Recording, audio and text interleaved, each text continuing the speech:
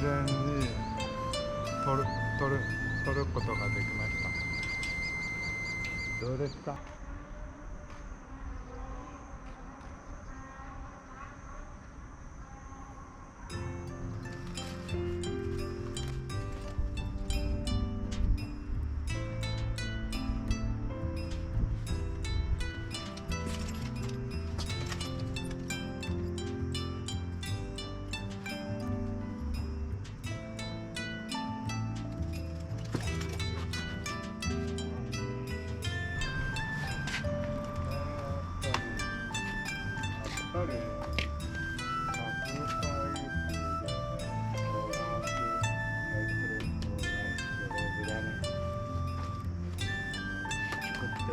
やっぱり世界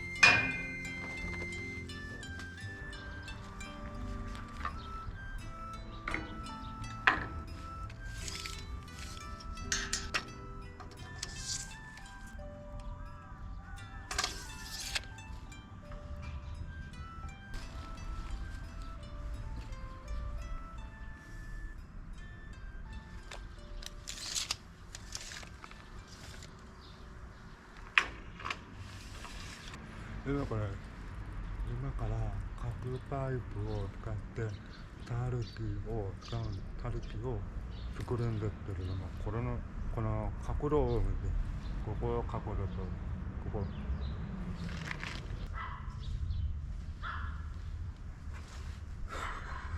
絵が下手だよね。まあとにかくこれがこの丸いところ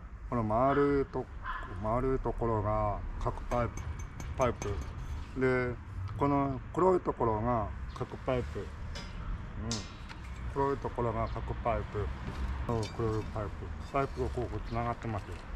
でそれがここを通った時にこことこことここ、こことここ、こことここの角度がわからないので、とりあえず型取り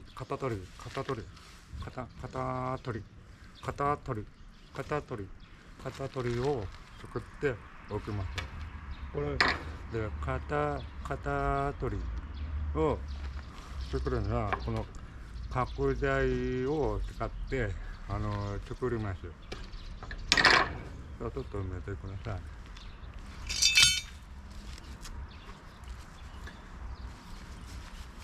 まあそこまではやらないけどね。